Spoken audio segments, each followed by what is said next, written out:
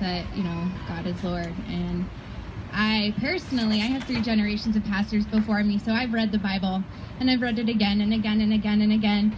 And it's clearly in the Bible that abortion is not okay. Over and over again, you know, it tells us that God knows us before we were formed in the womb.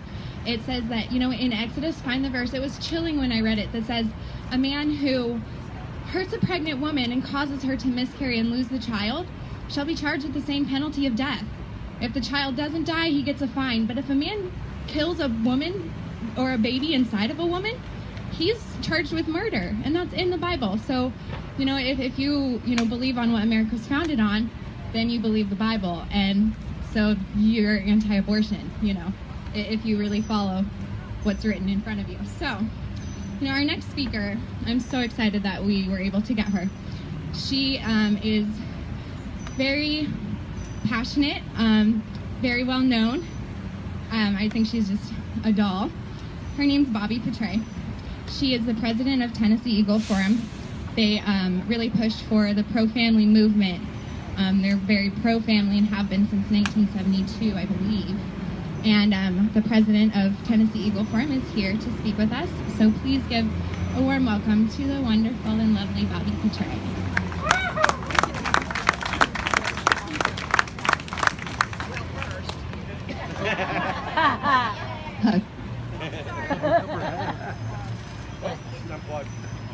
Help the plug. Ready to turn it off.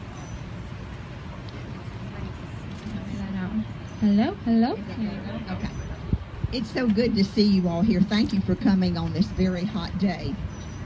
I was reminded when I was thinking about what I wanted to say today, and you might find this odd, of Vince Lombardi and the Packers. I'm told that he started out his football practice every year by holding up a football and saying what? This is a football. And he was talking about getting back to basics. Well,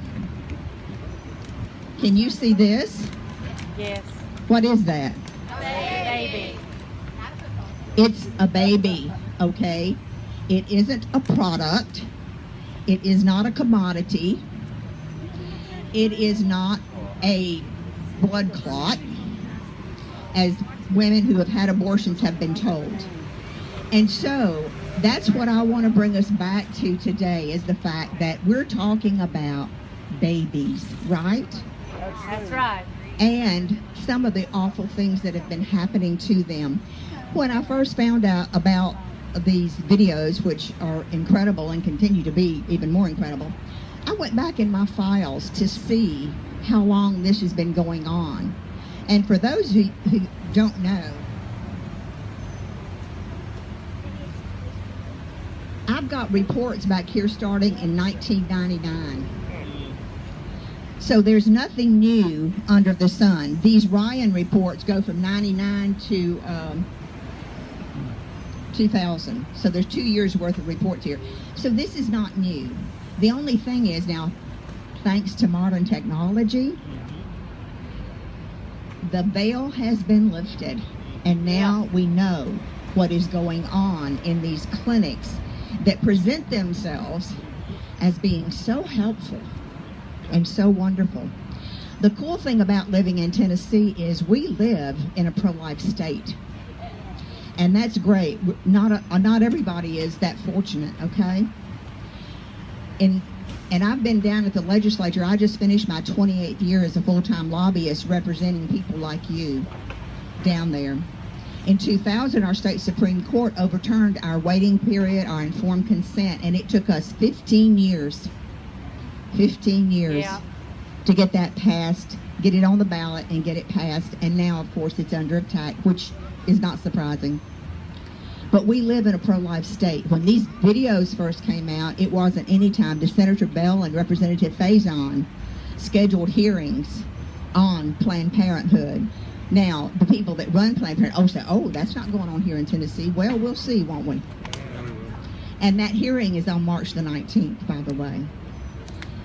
And we already have bills introduced. Congressman Black has already introduced a bill in the House. Bills are being introduced in the Senate. I honestly believe with all of my heart that this is going to be the undoing of that organization. And I think we should hope and pray towards that end. So thank you for being pro-life. Thank you for making your voice heard. And I want to tell you this one story before I leave. How many of you have ever been to the Chattanooga Memorial, a pro-life place in Chattanooga? It was an abortion clinic. People came out there and stood in front of that and literally prayed it away. And then they had a few hours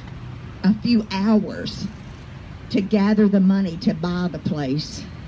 And God blessed them, and they did. Amen. And now it is a memorial to the unborn baby. I was down there one time, and there's an outer room that's all glass, and it's open 24/7, and it has automatic lighting. So if you walk in there, the lights come on. The lady, and there's these little brass plaques. I'm so sorry. I never knew you. I'm so sorry I didn't get to meet my grandchild. And even from dads, little things like that. And then sometimes they put names up there. There's a rail there where toys and little things are left that they have to collect and then do something with. But the story, and I thought of this when Steve was talking, the story that most touched my heart was the lady left one night just at dusk and forgot something, and she came back. And she said there was a gentleman, there's a big cross in the middle of the room in where the memorial is. And she said there was a guy that had come in, had pulled the bench up to a particular place on the wall with all the little plaques and whatnot, and was playing his guitar and singing with tears running down his face. That's what we're talking about. Having an abortion isn't just a neutral option. And now that we know that they've been turned into commodities, Planned Parenthood has to be stopped. Yes. Thank you.